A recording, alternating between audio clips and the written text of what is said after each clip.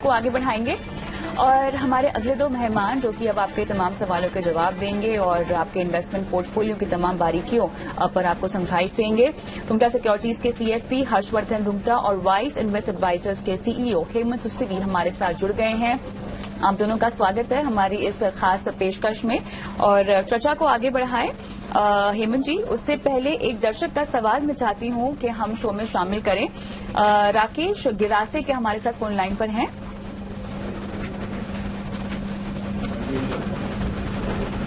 राकेश जी, आपको मेरी आवाज आ रही है?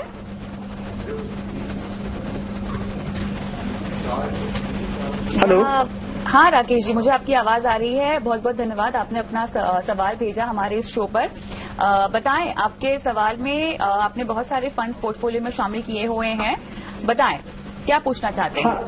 हाँ मैडम, मैं ये पूछना चाहता हूँ कि मैंने जो ELSS चालू किया था, जो एक्चुअली मुझे 5 साल हो चुके हैं उसको, तो ठीक है, तो वो उसमें मैडम एक आदित्य बिरला सन लाइफ वाला है और दूसरा निप्पॉन है। वो मतलब मुझे लगता है वो सही परफॉर्म नहीं कर रहे हैं। जैसे आदित्य बिरला में मैंने देखा तो अभी 7-8% के आसपास कुछ एनुअल रिटर्न आ रहा है और इवन कोविड के बाद जब मार्केट इतना अप था तभी भी उसमें हार्डली 12 या 13% के आसपास रिटर्न दिखा रहा था। तो वो मुझे चेंज करना चाहिए या नहीं करना चाहिए? और बाकी जो मैंने अभी जस्ट नवंबर में 4 महीने पहले ही नए 4 म्यूचुअल फंड खरीदे हैं, तो वो मुझे मतलब उनसे एडवाइस लेना है कि सही है नहीं सही है। मुझे ये बताएं कि आपने सबसे पहले तो 3 टैक्स सेविंग फंड्स अपने पोर्टफोलियो में डाले क्यों? Yes madam. क्यों डाले आपने? Yes madam. बताएं, क्या वजह रही इसके पीछे? मैडम एक्चुअली मुझे 5 साल के लिए तो मुझे ज्यादा पता नहीं था। मैं किसी के कहने पे ही मतलब ऐसे करके डाला हुआ था। लेकिन फिर अब मैं उसको चेंज करना चाहता हूँ, लेकिन अब मैं इसलिए चेंज नहीं कर रहा हूँ क्योंकि अब उसकी कंपाउंडिंग स्टार्ट होगी ना मैडम, तो इसलिए मैं चाहता हूँ कि उसको मैं कंटिन्यू रखूँ। अभी कितने साल हुए हैं? अभी 5 साल हो गए मैडम उस फंड को। जो तीनों को 5 साल हो गए? तीनों को कि सिर्फ तीनों को 5 साल हो गए? अच्छा, चलिए ठीक है। और बाकी आपके पोर्टफोलियो में है एक्सेस ग्रोथ अपॉर्चुनिटी, पराग पारिक का फ्लेक्सी कैप है, एक्सेस का स्मॉल कैप है और SBI का स्मॉल कैप है। 2 स्मॉल कैप फंड्स आपने क्यों डाले? मैडम बस ऐसे ही मुझे SBI भी मतलब मैंने देखा तो एक्सिस और SBI मुझे सही लग रहा था और इसलिए मैंने दोनों में डाले। और एक्चुअली मुझे लार्ज कैप में मैं आपका शो रखता हूँ तो उससे मुझे पता चला कि डाइवर्सिफाई करना चाहिए। तो एक large cap, mid cap, small cap, flexi cap, ये सब में मुझे डालना था, लेकिन मेरे पास फंड अवेलेबल नहीं था, तो इसलिए मैंने लार्ज कैप मिड कैप की जगह पे एक लार्ज मिड करके एक्सिस ग्रुप को ले लिया और एक स्मॉल कैप और दो स्मॉल कैप हो गए और एक फ्लेक्सी कैप ले लिया। तो अगर आप मेरा शो देखते हैं तो आपने ये कभी नहीं सुना कि हम आपको कहते हैं कि हमेशा एक लक्ष्य को बांधें और अपने इन्वेस्टमेंट को एक टाइम होराइजन दें। तो कितने सालों के लिए निवेश कर रहे हैं? आपका आर्थिक लक्ष्य क्या है? हाँ मैडम, आर्थिक लक्ष्य मतलब ऐसा तो मतलब कुछ अमाउंट डिसाइड नहीं है, लेकिन मैं एटलीस्ट 20 ईयर्स के लिए करना चाहता हूँ क्योंकि मैं अपनी मतलब बेटी का एजुकेशन और मैरिज के लिए तभी मुझे पैसे की जरूरत पड़ेगी, मतलब लगेगी। अभी तो कुछ इतना कुछ है नहीं, तो एटलीस्ट 20 ईयर्स तो मैं उसको रखूंगा ही रखूंगा। और अगर ELSS देखोगे तो वो 25 हो जाएंगे। चलिए, आपको 20 इयर्स तक इन्वेस्टमेंट यही बरकरार नहीं रखनी है, आपको निवेश बढ़ाना भी है। और निवेश बढ़ाना क्यों इम्पोर्टेंट होता है हम आगे जानेंगे हमारे एक्सपर्ट से। लेकिन हेमंत जी एंड हर्ष, शुरुआत तो मैं ELSS से करना चाहती हूं। एक तो बहुत मौके का सवाल है क्योंकि देखिए 31 मार्च की डेडलाइन भी आ चुकी है और हमें दर्शकों को ये समझाना है कि टैक्स सेविंग के लिए आप लास्ट मिनट की हड़बड़ाहट में किसी भी इन्वेस्टमेंट में अपना पैसा ना फंसा ले। अगर आपको मुनाफा भी चाहिए, टैक्स बचाना चाहते हैं और आपका नजरिया भी थोड़ा सा लंबा है तो ELSS में आपको निवेश करना चाहिए।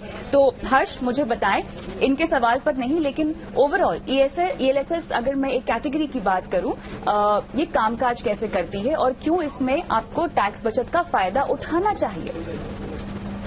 सुमेल कविता, आपने सही कहा कि अगर आप लंबी अवधि के लिए इन्वेस्टमेंट की सोच रहे हैं, तो मान लीजिए किसी का और लक्ष्य है कि वो रिटायरमेंट के लिए उन्हें सेव करना है और एट द सेम टाइम अगर आपको एक ऐसा कोई इन्वेस्टमेंट अपॉर्चुनिटी मिलता है जिसमें आपकी टैक्स की भी बचत होती है, सेक्शन 80C में, जिसमें 1.5 लाख रुपए की लिमिट है और उसमें अगर आपके पास स्कोप है इन्वेस्ट करने का, तो क्यों ना हम इन दोनों लक्ष्य को मैच कर लें। एक है टैक्स सेविंग और एक है लॉन्ग टर्म ग्रोथ।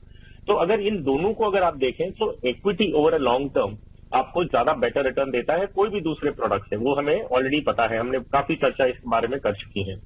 तो अगर हम ELSS एक ऐसी स्कीम का ऑप्शन है जिसमें अगर आप पैसे इन्वेस्ट करते हैं 3 साल के लॉक इन होता है और उसमें आपको सेक्शन 80C के तहत में आपको टैक्स की छूट मिलती है अप टू 1.5 लाख रुपीज। तो ये आपके दोनों लक्ष्य को पूरा कर देता है। और क्योंकि आप लॉन्ग टर्म के लिए इन्वेस्टेड रहना चाहते हैं, रिटायरमेंट तक रहना चाहते हैं, ये ध्यान रखिए कि 3 साल का लॉक इन जो है वो मिनिमम है। ऐसा नहीं कहते कि 3 साल के बाद आपको पैसे उसमें से निकाल देना है। तो 3 साल का सिर्फ लॉक इन है कि तब तक आप निकाल नहीं सकते, लेकिन जब ये नॉन लॉक इन पीरियड में चला जाता है, 3 साल क्रॉस कर जाता है, तो ऐसे कोई कंपल्शन नहीं कि आपको उसमें पैसे निकाल लें। और ये जो कंस्ट्रक्शन है पूरी स्कीम का, ये एक फ्लेक्सी कैप अप्रोच है जिसमें फंड मैनेजर अपनी चॉइस के बेसिस पे लार्ज, मिड, स्मॉल कैप या कोई भी ऐसे सेक्टर में कैटेगरी में डालना चाहते हैं, वो उस तरह से अपने कंपनी के जो भी कंपनी के स्टॉक्स खरीद सकते हैं। So it's a very beautiful product जिसमें आपको टैक्स का फायदा भी मिल रहा है और लॉन्ग टर्म ग्रोथ की भी अपॉर्चुनिटी मिलती है। चलिए अभी राकेश विरासे के सवाल की ओर मैं बढ़ना चाहती हूँ। हेमंत जी, 3 ELSS फंड की जरूरत होती है क्या? लेकिन आई थिंक एक समझना पड़ेगा, जैसा उन्होंने कहा कि पिछले 5 साल में पहले उन्होंने ये इन्वेस्टमेंट करनी शुरू की थी और जिस तरीके से उन्होंने अपने पोर्टफोलियो को एक्सप्लेन किया, हालांकि बहुत कुछ एरियाज है जहां पे उनको काम करना जरूरी है, लेकिन ये मैं डेफिनेटली कह सकता हूं कि he is become a better investor over the last 5 years, क्योंकि वो देख रहे हैं कि वो लार्ज और मिड कैप में, फ्लेक्सी कैप में, तो आई थिंक अंडरस्टैंडिंग लेवल जो है पहले से कहीं बेहतर है। इन्होंने कहा ये 5 साल पहले इन्होंने इन्वेस्टमेंट करनी शुरू की थी, 3,000 की इन्वेस्टमेंट है, 3 फंड है, डेफिनेटली जरूरत नहीं है। 1 से 2 फंड हो तो मुझे लगता है बेहतर है, उससे ज्यादा की जरूरत नहीं है। और 2 इसलिए भी कह रहा हूं क्योंकि क्या होता है कि 80% पैसा जो है ELSS में एज पर गाइडलाइंस इक्विटी में जाना है और वहां पे फंड मैनेजर्स की अपनी खुद की फिलॉसफी या स्ट्रैटेजी हो सकती है। तो आप 2 तरह की डिफरेंट स्ट्रैटेजीज में आप जा सकते हैं, क्योंकि कहीं ऐसा ना हो कि जो पैसा आपका 3 साल के लॉक इन में जा रहा है एटलीस्ट, वो अगर एक फंड में डाला और वो अच्छा इन्वेस्टमेंट नहीं कर रहा, स्पेशली जब आपकी इंटेंट ये हो कि over a period of time आप ELSS में अपना अमाउंट बढ़ाना चाहते हो, तो ये हो सकता है कि अगर वो पर्टिकुलर फंड अच्छा नहीं कर रहा तो आपकी कहीं ना कहीं पोर्टफोलियो परफॉर्मेंस पे फर्क पड़ेगा। तो जैसा इन्होंने बिल्कुल सही कहा, तीनों में से जो DSP का जो टैक्सेबल फंड है उसकी परफॉर्मेंस अच्छी रही, कंसिस्टेंट रही है। बाकी जो 2 फंड है उनकी परफॉर्मेंस इतनी अच्छी नहीं है। तो मुझे लगता है वो जो रूल है वो हर जगह पे वही है, चाहे वो ओपन एंडेड फंड हो, नॉर्मल फंड हो या ELSS फंड हो।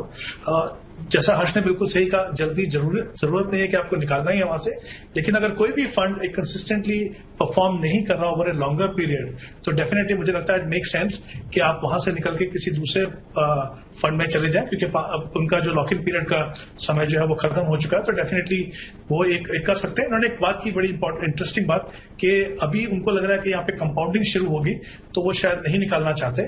देखिए, कंपाउंडिंग तो जहां भी आप जाएंगे वो शुरू होगी, क्योंकि इंपॉर्टेंट है कि आप इक्विटी का पैसा निकाल के इक्विटी में रखें, तब भी आपको कंपाउंडिंग का फायदा होगा। सिर्फ इसलिए क्योंकि आपको लगता है कि वहां से निकालने के बाद कंपाउंडिंग नहीं होगा, वो सोचना गलत है। तो डेफिनेटली इनमें से एक फंड और इसके अलावा 2 फंड है, उनमें से एक फंड कोई भी ले सकते हैं अगर वो ऐड करना चाहते हैं एक फंड इसमें।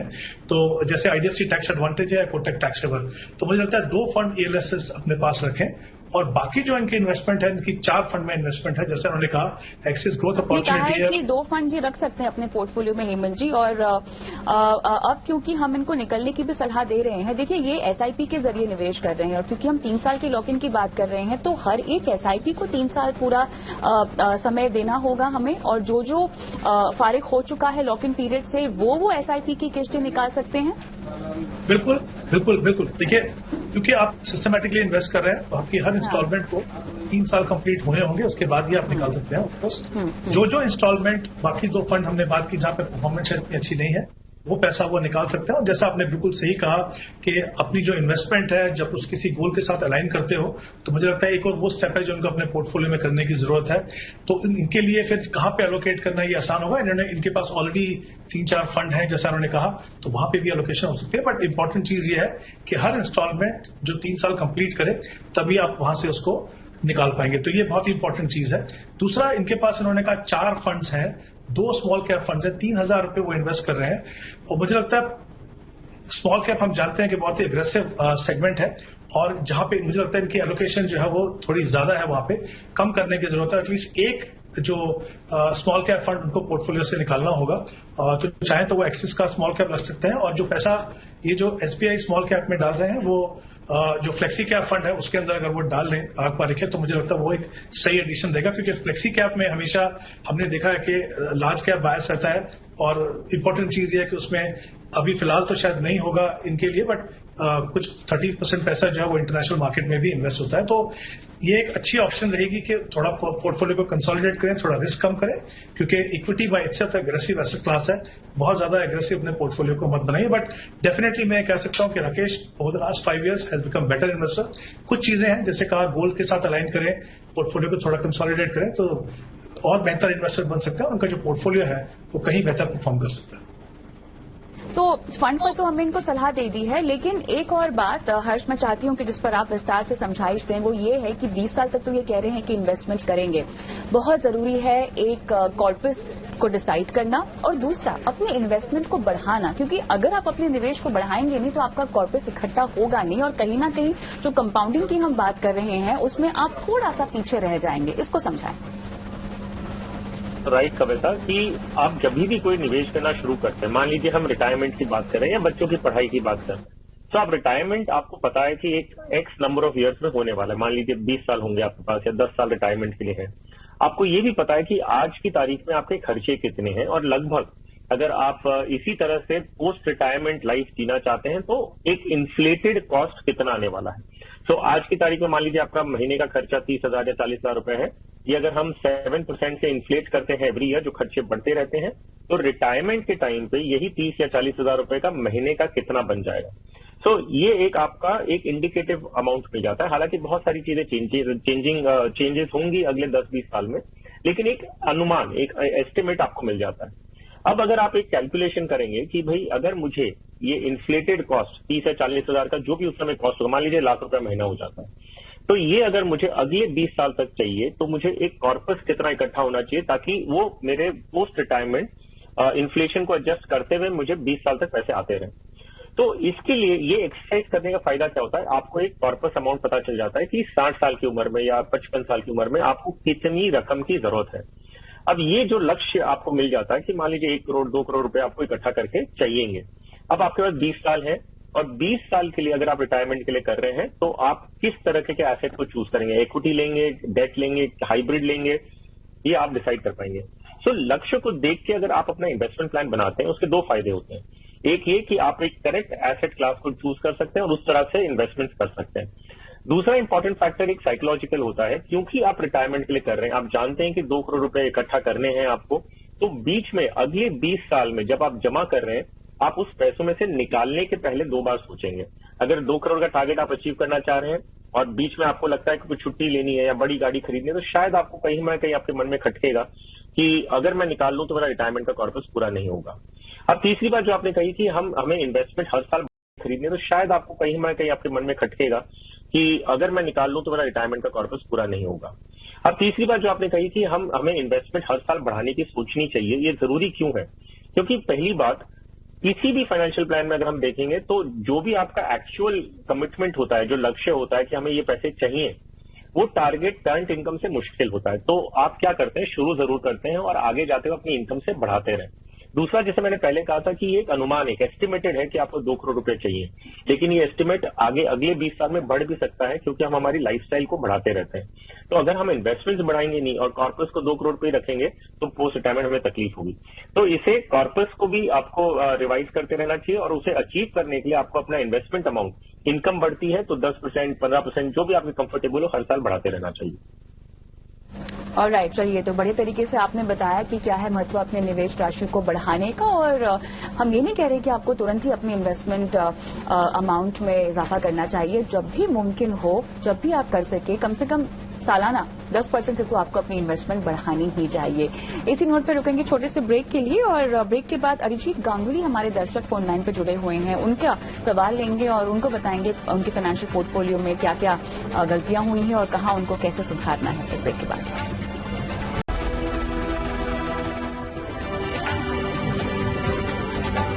Welcome back. आप देख रहे हैं एटी मनी वन में अपना फाइनेंस मिनिस्टर। मैं हूं आपके साथ कविता थपलियाल, और चलिए शो को आगे बढ़ाते हैं और बताते हैं आपको सबसे पहले कि अपने सवाल हम तक आप कैसे पहुंचा सकते हैं। दरअसल एक व्हाट्सएप नंबर है जहां पर आपको अपने सवाल हमें भेजने हैं, 9619873567। ये वो नंबर है जहां पर आप लिखित रूप में अपना सवाल भेज सकते हैं और आप अपने सवाल का वीडियो शूट करके भी इस व्हाट्सएप नंबर पर वो वीडियो अपलोड करवा सकते हैं और हम वो वीडियो टीवी पर दिखाएंगे और हमारे एक्सपर्ट आपकी फाइनेंशियल प्लानिंग करेंगे। ओके, चलिए अब हमारे अगले दर्शक अरिजीत गांगुली हमारे साथ फोन लाइन पर हैं और इन्हें अपने बच्चों की पढ़ाई लिखाई और उनकी शादी के लिए पैसे इकट्ठा करने हैं। इन्होंने अपना पोर्टफोलियो भी बना के रखा हुआ है जिसमें इनके पास लगभग 7 फंड हैं। अरिजीत जी नमस्कार सर, कैसे हैं, कहां से बोल रहे हैं, कुछ बताएं अपने बारे में, क्या करते हैं? गुड इवनिंग मैम, मैं एक्चुअली कलकत्ता से बोल रहा हूँ। मैं ये शो बहुत देखता हूँ और जो भी मेरे को फंड के एडवाइस लेने होते हैं मैं यही शो से ही लेता हूँ। थैंक यू सो मच, आपने अपना हमारा शो लगातार देखा और मेरे ख्याल से आपने पोर्टफोलियो बना के रखा हुआ है। अच्छी बात यह है कि आपने काफी डिफाइंड तरीके से अपने पोर्टफोलियो को समझाया है। रिटायरमेंट के लिए आपको चाहिए 3 करोड़ और बच्चों की पढ़ाई के लिए 18 साल के बाद आपको चाहिए 75 लाख और 10% से अपना निवेश आप बढ़ाने की भी सोच रहे हैं। मुझे बताएं अभी मौजूदा एसआईपी कितने की है आपकी? 21,000 की। 21,000, ओके। आपने अगस्त पिछले साल से ही शुरुआत की है इन्वेस्टमेंट की? राइट। इससे पहले मैं एक्चुअली वो पीपीएफ में ही करता था।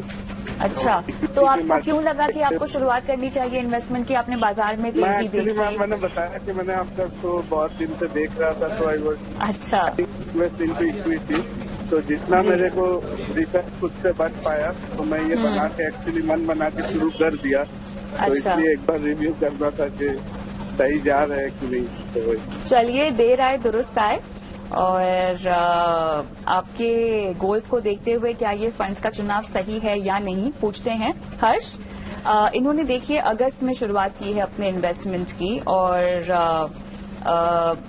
हालांकि कह रहे हैं कि इन्हें इंस्पिरेशन हमारे शोज देखकर मिली है, लेकिन शुरुआत की वही बहुत अच्छी बात है, इंस्पिरेशन चाहे जो भी हो। फंड का सिलेक्शन आपको कैसे लग रहा है? तो यस कविता, अरिजीत जी ने जो अपना पोर्टफोलियो बनाया है वो अच्छा बनाया है और मुझे नहीं लगता कि इसमें फिलहाल कोई भी ऐसे कोई रीजन है जिसे हमें बदलाव करने की जरूरत है। पहले मैं इनका सवाल का जवाब दे दूं, जो इनका टारगेट है कि इन्हें 75 लाख चाहिए 18 साल में और 3 करोड़ चाहिए 22 साल में और 21,000 की एसआईपी से शुरू किए हैं और 10% बढ़ाने की बात कर रहे हैं। तो आई थिंक कंफर्टेबली अगर हम एक 14% के आसपास का भी अनुमान लगाएं कि इतना आपको 18-20 साल की रेंज में रिटर्न मिले तो आपका जो कॉर्पस है, जो आप टारगेट बनाकर रखें, वो अचीव हो जाएगा। अब इनके पोर्टफोलियो पे आते हैं। तो जैसे मैंने कहा कि इनके पोर्टफोलियो में से कोई भी बदलाव करने जैसा मुझे कोई कंपेलिंग रीजन नहीं दिख रहा कि कोई बहुत ज्यादा खराब है या कुछ बदलने की जरूरत है। लेकिन फिर भी मेरे 2 ऑब्जर्वेशन हैं जो मैं शेयर करना चाहूंगा और अरिजीत जी अगर आपको ये ठीक लगे तो आप इंप्लीमेंट करिए, नहीं तो जो आपका पोर्टफोलियो आप कंटिन्यू कर सकते हैं, ऐसे कोई बदलाव करने की जरूरत नहीं है। तो मेरा पहला ऑब्जर्वेशन ये है कि अगर मुझे पर्सनली एक प्योर स्मॉल कैप फंड इतना पसंद नहीं है क्योंकि रिस्क ज्यादा होता है अगर stock selection point of view से अगर हम देखें। और अगर एक लेमैन इन्वेस्टर है जो अरिजीत जी हैं कि नए इन्वेस्टर हैं, अगस्त 2021 में शुरू किया है, तो मेरा मानना ये है कि आप अगर एक फ्लेक्सी कैप अप्रोच लेते हैं या मल्टी कैप अप्रोच में इन्वेस्ट करते हैं जिसमें स्मॉल कैप ऑटोमेटिकली आ सकता है, वो अप्रोच बेटर है। तो अगर ये चीज आप करना चाहें तो क्वांट का आपका स्मॉल कैप फंड जो है वो उसे बंद कर दीजिए और जो एसआईपी उसमें जा रही है 2,500 रुपए की आप एसआईपी क्वांट स्मॉल कैप में कर रहे हैं, ये एसआईपी आपके पास एक एग्जिस्टिंग फंड है एसबीआई फोकस इक्विटी फंड, उसमें 1,500 आप इन्वेस्ट कर रहे हैं। तो क्वांट का बंद करके आप एसबीआई फोकस इक्विटी में 4,000 की एसआईपी कर लें। इससे क्या होगा कि एसबीआई फोकस इक्विटी का एक मैंडेट है जो वो कोई भी सेगमेंट की कंपनी खरीद सकता है, लार्ज मीडिया स्मॉल। तो जैसे फंड मैनेजर कोई अच्छी बिजनेस आइडिया दिखेगा स्मॉल कैप में, वो चेरी पिक करके उसमें इन्वेस्ट कर लेंगे। तो ये एक पहला मेरा ऑब्जर्वेशन था। दूसरा ऑब्जर्वेशन इनके लिए ये है कि इन्होंने एक आईटी फंड ले रखा है, सेक्टर फंड ले रखा है, आईसीआईसीआई प्रू टेक्नोलॉजी फंड। तो अपनी कैटेगरी टेक्नोलॉजी फंड में ICICI Pru is a very good fund, कोई डाउट नहीं उसमें। लेकिन मेरा मानना ये है कि अगर आप टेक्नोलॉजी सेक्टर में इन्वेस्ट करना चाहते हैं तो आपके पास जो एक्सिस ब्लू चिप है, पराग पारेख है, कोटक इमर्जिंग इक्विटी, जो बाकी सब फंड्स हैं उनका मैंडेट डाइवर्सिफाइड है जिसमें इंडियन टेक्नोलॉजी फंड्स तो कंपनीज तो ऑलरेडी आ जाती हैं।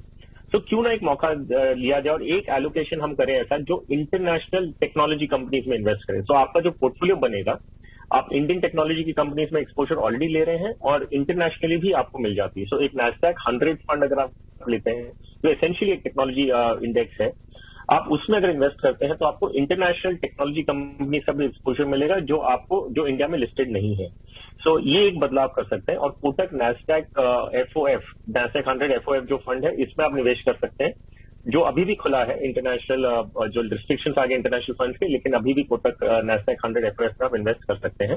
तो इसमें आपको उन सारी टेक्नोलॉजी कंपनीज का एक्सपोजर मिलेगा जो आपको इंडिया में लिस्टेड नहीं है।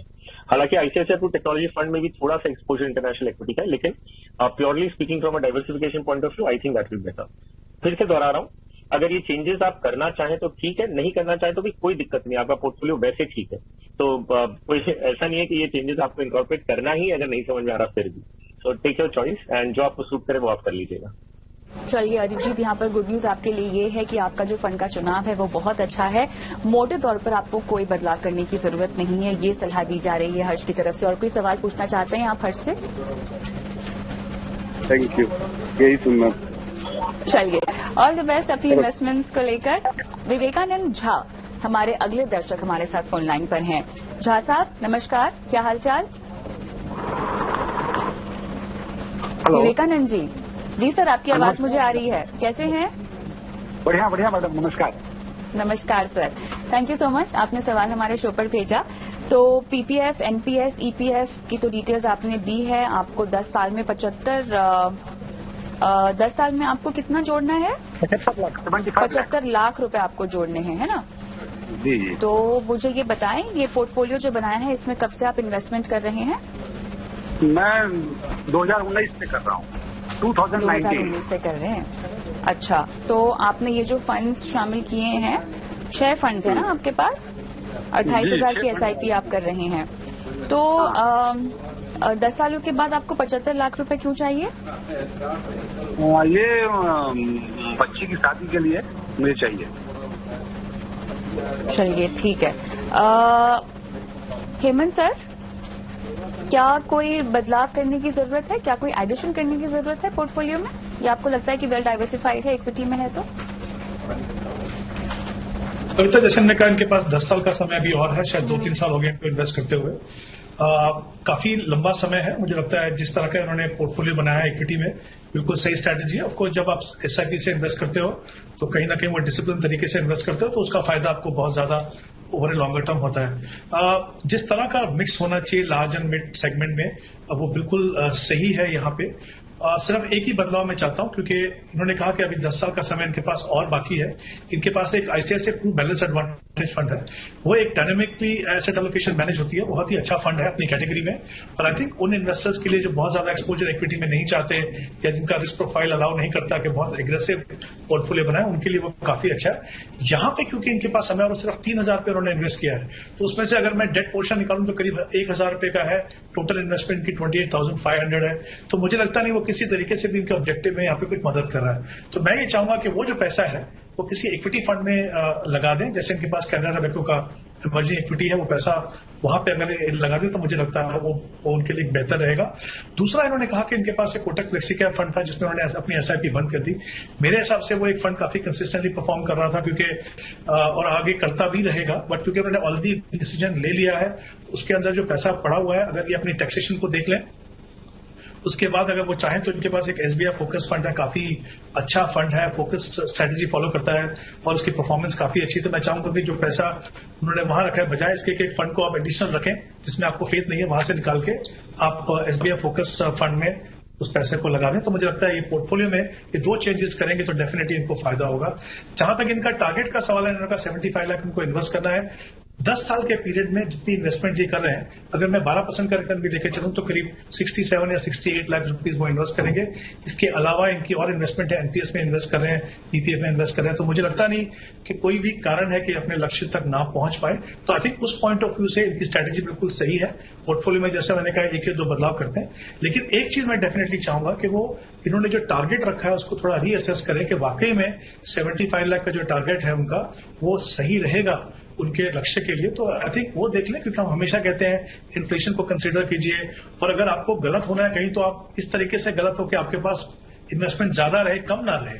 तो डेफिनेटली जैसा मैंने कहा कि ये अपने टारगेट तक पहुंच पाएंगे और मुझे लगता है अगर मैं पूरी उनकी ओवरऑल इन्वेस्टमेंट देखूं तो डेफिनेटली इनका जो कॉर्पस है वो ज्यादा बनेगा। बट एक चीज डेफिनेटली रीअसेस करें कि इनका टारगेट जो है क्या उनको उसको बदलने की जरूरत है, ताकि उसके हिसाब से फिर इन्वेस्टमेंट में अगर कुछ बढ़ाना हो तो वो भी कर सकते हैं।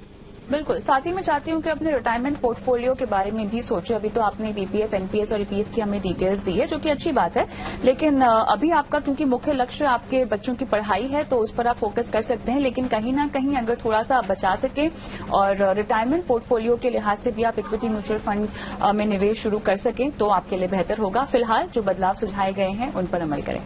आगे बढ़ते हैं और अगले दर्शक विवेक मोहिते हमारे साथ फोन लाइन पर हैं। विवेक, गुड इवनिंग, कहाँ से बोल रहे हो? क्या मैम आवाज आ रही है? जी बिल्कुल, आपकी आवाज आ रही है, लाउड एंड क्लियर, बताएं।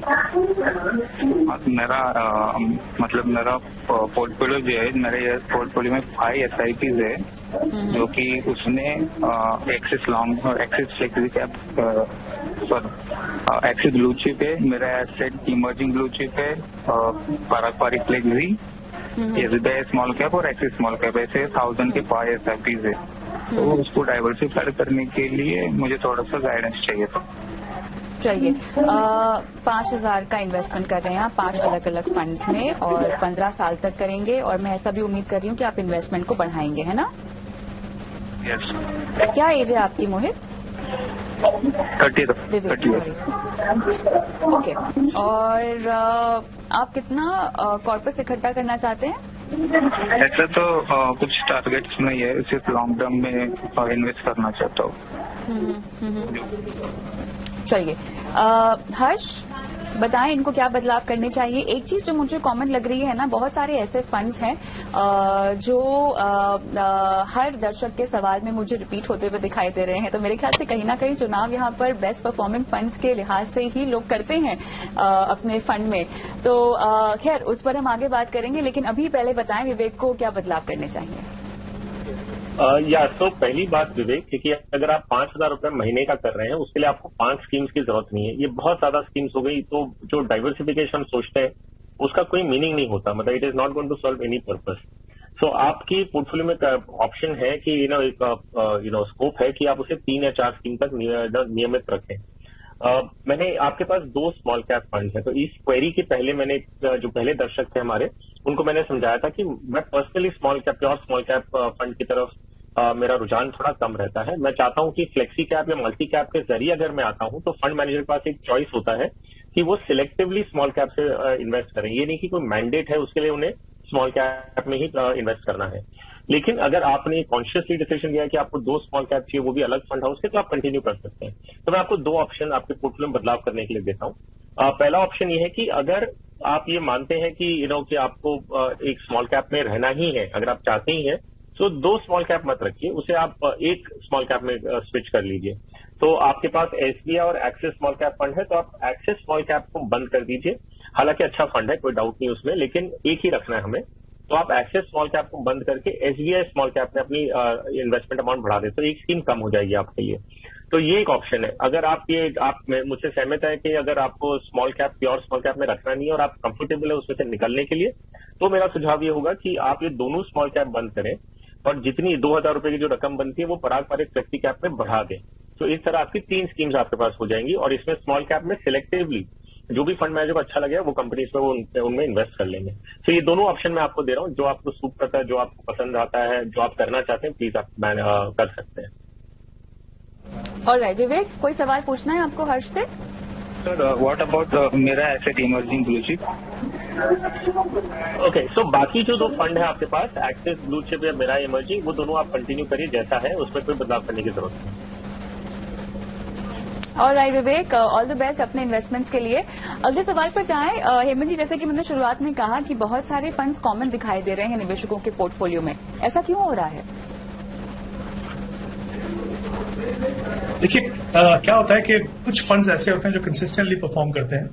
तो जब भी एनालिसिस होती है तो ये कहा जाता है कि इन फंड्स को आप रिटेन कीजिए। तो मुझे लगता है कि इन्वेस्टर्स को लगता है कि ये फंड अगर जनरली रिकमेंड किए जा रहे हैं, उनकी परफॉर्मेंस कंसिस्टेंट है, तो आप उन फंड्स को कंसिस्टेंटली डिफरेंट पोर्टफोलियोज में देखेंगे, वो होता है। लेकिन इंपॉर्टेंट चीज ये समझने की जरूरत है कि कितना भी अच्छा फंड हो, कितनी भी अच्छी स्ट्रैटेजी हो, हर फंड की लाइफ में ऐसे फेजेस आएंगे जब अच्छे से अच्छे फंड मैनेजर की परफॉर्मेंस जो है वो डिप करेगी, इंपॉर्टेंट होता है कि उस समय आप अपने पोर्टफोलियो को कैसे मैनेज करते हैं। वो डिप इसलिए भी हो सकती है कि इसलिए नहीं है कि उनकी स्ट्रेटेजी काम नहीं कर रही, क्योंकि हम जैसा जानते हैं कि स्टॉक मार्केट में जो पैसे की मूवमेंट है वो एक सेट ऑफ सेक्टर से दूसरे सेट ऑफ सेक्टर्स में होती है। वो वैल्यूएशन के ऊपर डिपेंड करता है, कभी कौन सा सेक्टर फेवर में है। तो इसका मतलब ये नहीं कि अगर इसकी परफॉर्मेंस डिप हुई तो ये फंड अच्छा नहीं रहा, वहां से आप निकल जाए।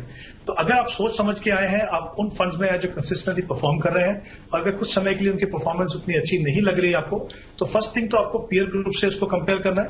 दूसरा, समय दीजिए। फिर ऐसा नहीं हो कि आपने आज देखा कि कौन से पॉपुलर फंड्स हैं, वहां पे चले गए। इंपॉर्टेंट देखिए, फर्क कविता कहां पे होता है। अगर आप सिर्फ परफॉर्मेंस देख के आ रहे हो, वहां पे आप रिस्क ले रहे हो, क्योंकि फिर या तो आपने पोर्टफोलियो को बहुत एग्रेसिव कर रहे हो। मान लीजिए स्मॉल कैप अच्छे कर रहे हैं, आपने बहुत ज्यादा पैसा स्मॉल कैप में डाल दिया, वो एक गलत हो सकता है। लेकिन अगर कोई ऐसे फंड है जो कंसिस्टेंटली परफॉर्म कर रहे हैं, पोर्टफोलियो में हो, तो आई थिंक काफी कॉमन होल्डिंग आपको देखने को मिलेगी। चलिए, इसी नोट पर हम शो को आगे बढ़ाते हैं और अब वक्त हो गया है निवेश का गुरु मंत्र जानने का।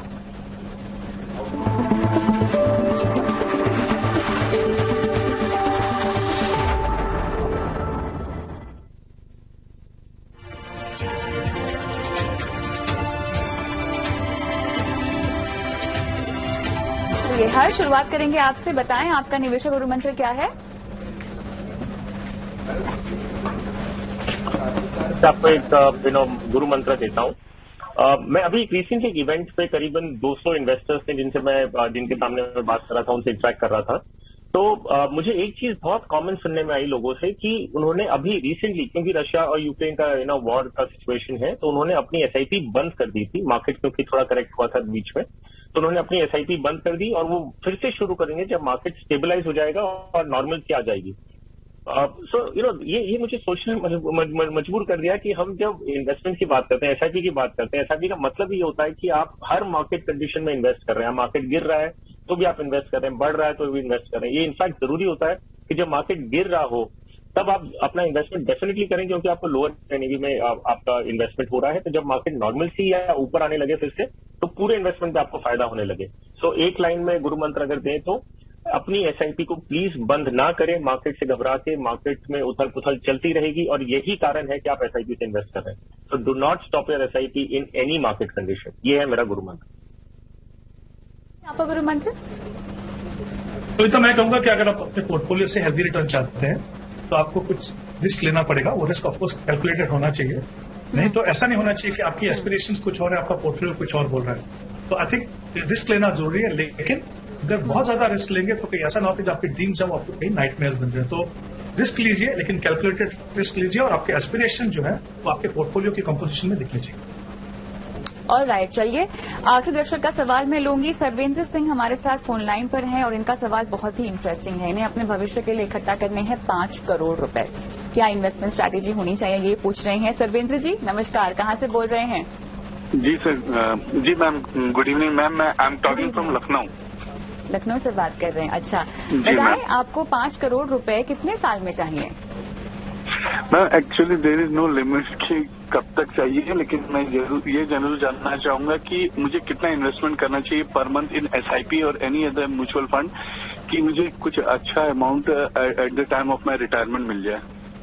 तो मतलब मैं 60 साल की उम्र पकड़ के चलूं, आपको 60 साल की उम्र तक 5 करोड़ रुपए जी ma'am, I am now 42 and my retirement age is 62 और 62। Yes ma'am. तो आपके पास अब तक कोई इन्वेस्टमेंट पोर्टफोलियो नहीं है? जी ma'am, actually I am investing around 10,000 rupees in LIC, 6,000 in Sukanya Samriddhi and 6,000 in L&T mutual fund and other NPS also. Okay, अब जो आप निवेश की शुरुआत करेंगे 5 करोड़ के लिए, उसकी राशि कितनी होगी? मैम मैं वही जानना चाहता हूँ कि मुझे कितना करना चाहिए कि एटलीस्ट मुझे कुछ बढ़िया। जितना ज्यादा उतना कम, क्योंकि आपके पास समय कम है। हेमंत जी, बहुत कम समय मेरे पास, लेकिन क्या सलाह देंगे आप सर्वेंद्र जी को? एक लाइन का सवाल है, बट उसमें बहुत सारी स्ट्रैटेजीज छुपी हैं। अगर मैं ये मान के चलूं कि इनके पास 20 साल का समय है, तो मैं कहूंगा कि तो 12% के हिसाब से अगर मैं एनुअलाइज रिटर्न चलूं, इक्विटी का पोर्टफोलियो बनाना है इनको, 50,000 उनको इन्वेस्ट करना होगा 20 साल में 5 करोड़ पहुंचने के लिए।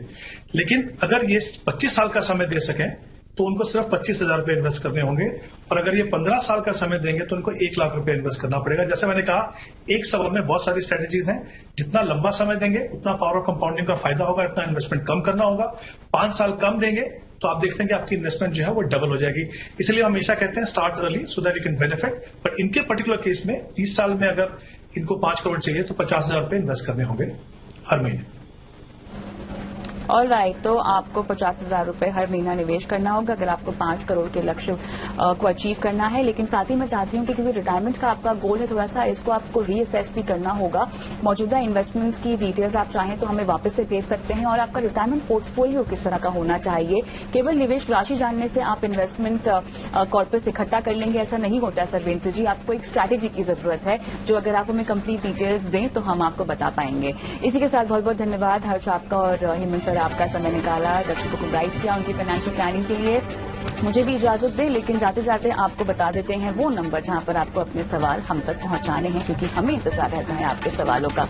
तो insurance, investment, credit card, loan, crypto currency, आपके फाइनेंशियल पोर्टफोलियो से जुड़ा कोई भी सवाल है अगर आप हमसे पूछना चाहते हैं, 9619873567 ये वो नंबर है जहां पर आप व्हाट्सएप के जरिए अपना सवाल हम तक पहुंचा सकते हैं।